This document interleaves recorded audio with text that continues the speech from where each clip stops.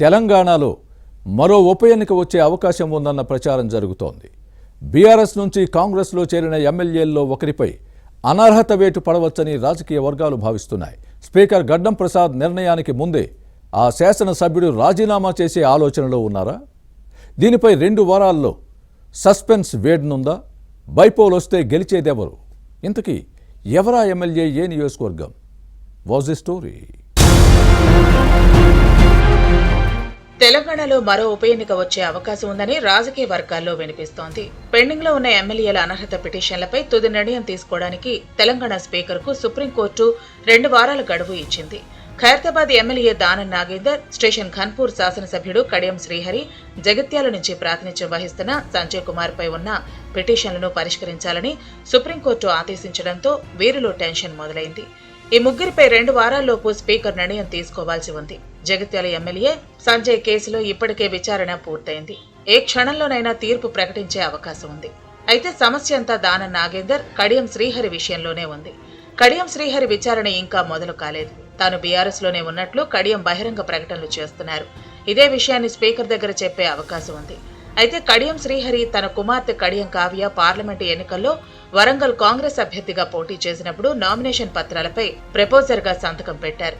దీంతో కడియంపై అనర్హత వేటు పడుతుందని బీఆర్ఎస్ నేతలు భావిస్తున్నారు. అయితే ఇది పెద్ద సమస్య కాదని న్యాయ నిపుణులు చెప్తున్నారు. ఇక దానం నాగేందర్ విషయాన్ని ఎలా డీల్ చేస్తారు అనేది పెద్ద సస్పెన్స్ గా మారింది. పార్టీ ఫిరాయింపు ఆరోపణలు ఎదుర్కొంటున్న 10 మంది ఎమ్మెల్యేలపై అనర్హత వేటు పడుతుందని, దీంతో ఆయా నియోజకవర్గాల్లో ఉప ఎన్నికలు వస్తాయని బీఆర్ఎస్ నేతలు చెప్తూ వచ్చారు.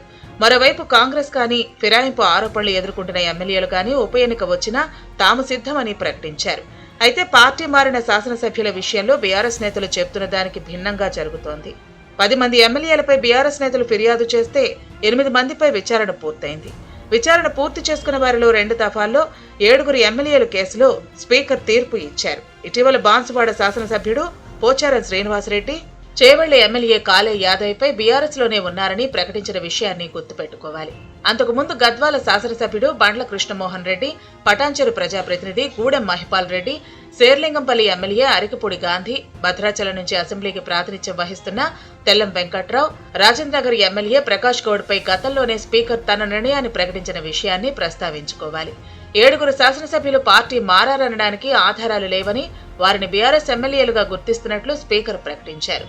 మిగిలిన శాసనసభ్యుల అనర్హత పిటిషన్పై సుప్రీంకోర్టు కీలక ఆదేశాలు జారీ చేసింది. ఎమ్మెల్యేల అనర్హతపై స్పీకర్ గడ్డం ప్రసాద్ కుమార్ కు తగిన సమయం ఇచ్చినా తుది నిర్ణయం తీసుకోలేదని కోర్టు ఆగ్రహం వ్యక్తం చేసింది. మిగిలిన 3 ఎమ్మెల్యేలు దానం నాగేందర్, కడియం శ్రీహరి, సంజయ్ కుమార్ విచారణకు 4 వారాల సమయం కావాలని స్పీకర్ తరపు న్యాయవాది కోరగా చివరి అంశంగా సుప్రీంకోర్టు 2 వారాల సమయం ఇచ్చింది. ఫిరాయింపు ఆరోపణలు ఎదుర్కొన్న 10 మందిలో 9 మంది తాము బీఆర్ఎస్ లోనే ఉన్నామని చెబుతున్నారు. దానం నాగేందర్ మాత్రం తాను కాంగ్రెస్ లో ఉన్నట్టు బహిరంగంగా ప్రకటించిన విషయాన్ని గుర్తుపెట్టుకోవాలి. ఇక బీఆర్ఎస్ నుంచి ఎమ్మెల్యేగా గెలిచిన దానం కాంగ్రెస్ బీ ఫారంతో సికింద్రాబాద్ లోక్సభ స్థానం నుంచి పోటీ చేసి బీజేపీ అభ్యర్థి కిషన్ రెడ్డి చేతిలో ఓడిపోయారు. విచారణ కోసం స్పీకర్ ప్రసాద్ ఎమ్మెల్యే దానం నాగేందర్ ను పిలిస్తే ఖచ్చితంగా అనర్హత వేటు పడుతుందన్న చర్చ మొదలైంది. దీంతో ఏం చేయాలని ఆలోచిస్తున్న దానం అనర్హత వేటు పడకముందే రాజీనామా చేసి ఉప ఎన్నికలకు వెళితే బాగుంటుందని భావిస్తున్నారు. దీనిపై దానం సీరియస్ గానే ఉన్నా కాంగ్రెస్ అధిష్టానం నిర్ణయం కోసం ఆగుతున్నారని సమాచారం. ఇక స్పీకర్ కు సుప్రీంకోర్టు 2 వారాల సమయం ఇవ్వడంతో ఆలోపే దానం రాజీనామా చేసే అవకాశం ఉందని రాజకీయ వర్గాల్లో వినిపిస్తోంది. ఉప ఎన్నికల్లో వరుస విజయాలు సాధిస్తున్న కాంగ్రెస్ ఒకవేళ ఖైరతాబాద్ బైపోల్ వచ్చినా తామే గెలుస్తామన్న ధీమాతో ఉంది. సికింద్రాబాద్ కంటోన్మెంట్ లో శ్రీ గణేష్, జూబ్లీహిల్స్ ఉప ఎన్నికల్లో నవీన్ యాదవ్ నెగ్గిన విషయాన్ని హస్తం పార్టీ నేతలు గుర్తు చేస్తున్నారు. 2 సిట్టింగ్ స్థానాలను బీఆర్ఎస్ కోల్పోయింది. పంచాయతీ ఎన్నికల్లో పార్టీ బలపరిచిన సర్పంచ్లు గెలిచారు. దీంతో ప్రజలు కాంగ్రెస్ కు అనుకూలంగా ఉన్నారని భావిస్తున్నారు. ఖైరతాబాద్ కు బైపోల్ వచ్చినా గెలుస్తామని కాంగ్రెస్ లో ధీమా కనిపిస్తోంది. అయితే బైపోల్ వస్తుందా, లేదంటే ఎన్నికను తప్పించుకోవడానికి ఇంకేమైనా మార్గం ఉందా అని పరిశీలిస్తోంది. మొత్తానికి 2 వారాల్లో ఉప ఎన్నికపై సస్పెన్స్ వేయనుంది.